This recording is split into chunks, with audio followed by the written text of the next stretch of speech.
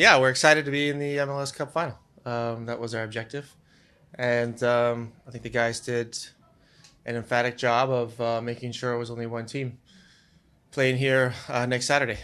They did, I think, the best I've seen this year of them implementing our match plan from the first minute to the end, which gives us coaches and hopefully the fans and everybody watching a better feeling watching the game and not worrying until the final minute. So, very proud of the guys tonight. And um, but what I experienced in the locker room is still hunger and want for more. And we'll keep the level of focus as high as possible for another week. And hope to have a similar press conference next Saturday. Your overall thoughts, your overall thoughts on why you guys were so dominant today. Um, I can share a little bit of our match plan on the first two games against Austin, especially the game here in LA, to put them under pressure, who likes to play and spread the field out, and to involve six plus their goalkeepers, players, so that's seven in build up. And if you can successfully put them under pressure and make them make mistakes, it's hard for them to find a rhythm. And I think we did that emphatically tonight. Hi, Coach. Congrats. Thank you. Two questions. One, were you surprised that Austin was so passive? Like your center backs had a lot of time to play the ball out of the back. And two, how's Kelly doing? What happened? Thank you. Well, I think passiveness has to do with the tempo of the game. We pushed the tempo very hard in the first half, and it's only natural if the tempo is higher than you're used to that you then take a breather when you don't have the ball. And I think it has more to do with that than them a conscious choice of being passive. I think if you look at their lineup, I don't think they wanted to be passive, but that's a question for Josh. Giorgio experienced some issues with his calf, but there's no injury. But for precautionary reasons, we took him out of half. Steve, same here. Two questions on Eddie Segura. What is he dealing with, and do you expect him to be good for the final? Yeah, he's also dealing with a leg injury. We'll know more. There were more tests done today and yesterday, so I'll have more information hopefully tomorrow. And you said kind of, this is the best they follow that plan that you've implemented. Was you guys working out of the back and kind of those long direct balls something that you guys implemented? Because I saw it more and more today where you were having a lot of success creating in the final third with those passes. Yeah, deep runs and connecting passes in behind the opponent's back line is a huge part of our DNA. It's a big part of our game model. And the more we can do it, the better we are, the faster the game is, and the higher the chances are of us scoring. And so, yeah, it's absolutely something we work on, not particularly only for this game. It's part of our daily, maybe not daily, but regular training regimen. Hey Steve, congrats on the victory. I wanted to ask about the first goal. It looked like it was a set play. It looked like you guys had been working on it. Curious on how long you guys have been working on that play and to see Chicho again score from the corner. Yes, we have invested more time in set pieces. I think it's only natural this stage of the season where duration of training and intensity of training, duration should be turned down a little bit. You can't gain any fitness at this point in the year. And so we focus a little more on the details of the game, including set pieces. So we have invested more time in them, and that's Mark Dos Santos' department, and he's done a great job the past two games. We've scored 3 big goals in set pieces. Steve, were you disappointed to go into the locker room at halftime only 1-0 up? Then first 15 minutes of the second half, they were having a little bit better of the game. How did you guys survive that? And then kind of once you got the second goal, it just seemed it was your game again. I think before that, we saw very clearly that there were more goals out there. This is the way Austin plays, and it's played all year. It's either or. There's nothing in between. And we felt, and our message at half was, play the exact same way. Step up. Do not sit back and wait for a counterattack. Put them under pressure, and they will make mistakes. And there's a second goal there for us. It happened to come in a corner, but it could have come in any other moment. And so I was very proud of the guys to continue playing in the same manner for most of the second half, with the exception, you called it 10, 15, I'll call it 6.5 minutes. I was very proud of the guys and their mentality tonight to continue our way of playing. Were you not disappointed in that 1-0? No, never. You'll never see me be upset when we're winning. It's Steve over here. Starting off well. It's been a point of yours all season, right? You've been a second half team. You've wanted them to come out the gate quicker than they have. Did you have any inkling that that was going to happen today, or what? What do you think is the reason for why you started the way that you did? I've never told the guys to go start and play in the second half. This is just the way things develop in this league. It also has to do with the opponent, and which is out of our control. We try to play the same way all the time, which is a high tempo game, aggressive, at times extremely vertical, but at the right times also finding the right windows and pockets and passes. So I mean, I think really to answer your question, it has to do with the opponent's behavior more than ours. So we really take the same approach in all moments of the game. Coach, congratulations on the victory. You talked about the success in the set pieces and that was intentional effect for today. Can you also talk about just how big a goal confidence-wise the third goal for Opoku is coming off on substitution, getting that goal, kind of bringing to validation all of the success in open play that LAFC had to that point? Yeah, absolutely. That's a good point.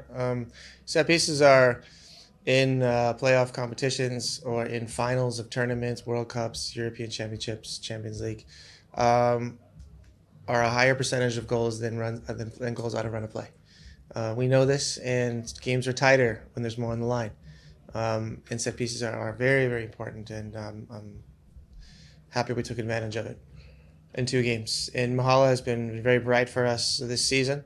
Mahala has become more prolific this season in relation to last season. He has grown as an attacker, and his energy and his verticality coming in and off the bench today was key, and his energy was key as well.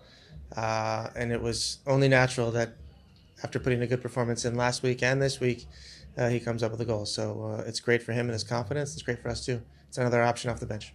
And just to follow up, unrelated, you talked about prolific play.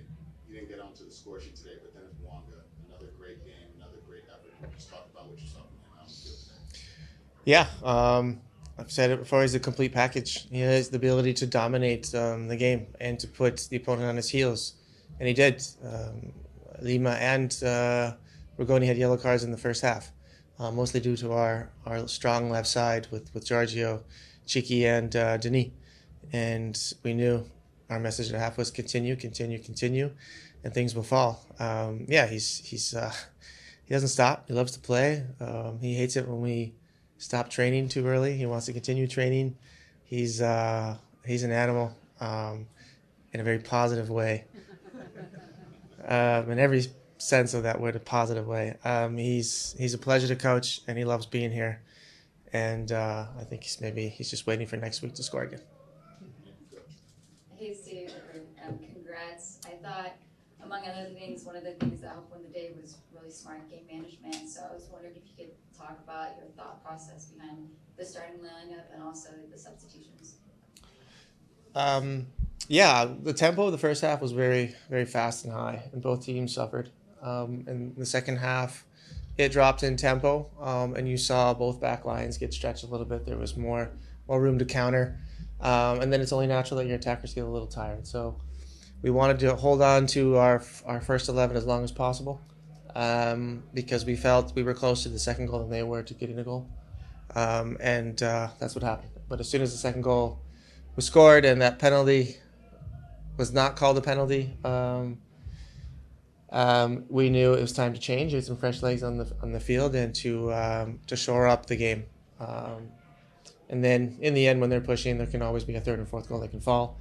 But yeah, our attackers did a great job, Chicho and Carlos, as long as they could. And then bringing in some fresh legs is an option we have that not many teams have, with similar and sometimes different and better quality. Steve, congratulations.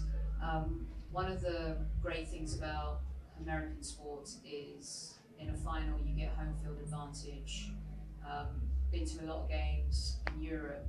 The fans here, I would stack them up against any fans anywhere around the world in terms of the atmosphere that they create. This is a massive moment for them to get to MLS Cup. We talk tactics, we call players. But what's your message to the fans who have been waiting for this moment, for a few years now to kind of be able to experience it? Yeah, amazing atmosphere here. It makes me feel right at home. It is my home, but away from home, my second home, Europe. So it's an incredible atmosphere, and this is for them, but it's also for everybody at the organization who's worked so hard over the past 7 years to put this club and organization on the map, to build it in the right way, and for the right reasons, to win for the city, for the fans. And I think you experienced it, and I think many experienced that tonight. So, yeah, this next game is for LA and for our fans. Nice. Hi, Steve. Congratulations on the win. LAFC have now conceded less than half an expected goal in both of these playoff games. What do you think is going right defensively, not only in this game, but also against the Galaxy in both playoff games?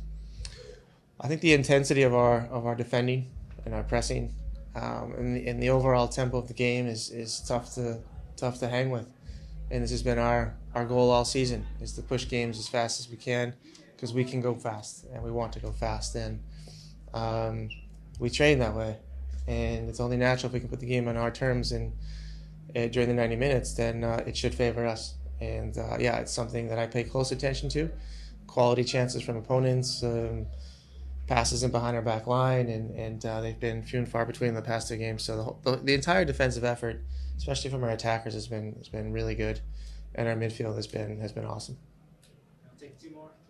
Hi, Coach Ben. Just made 4 subs today. Another game, no minutes for Teo, no minutes for Bale. What's their situation? They're ready to go if need be. Was that planned? Not using 5. Subs are never planned. We always react to what the game gives us. There was today, the subs we made were necessary, and I think the right choice. And it just goes to show what an amazing team we have. If we need, we can change the game in other ways with Christian and with Gareth. But today wasn't necessary. Last question. Hi, Steve. Congrats on the win.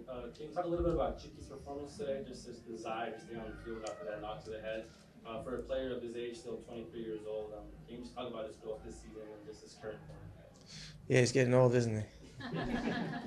Yeah, another dominant performance. Again, our left side was fantastic. Chiqui and Denis had their way with Austin's right side, and he got forward more than he usually gets forward, which as an ex-outside back, the more you can occupy your attacker that you're guarding in the defensive end, the less you have to do defensively. So it was a great game from Chiqui again. Fantastic effort. I think he ran into a wall in the end physically, because he didn't anticipate going forward so much today. But yeah, he's a warrior. He's a smart and clever player. He is also, for his position, he's a full package. He can defend, he can attack, and he has a heart and desire. So he's perfect for LAFC.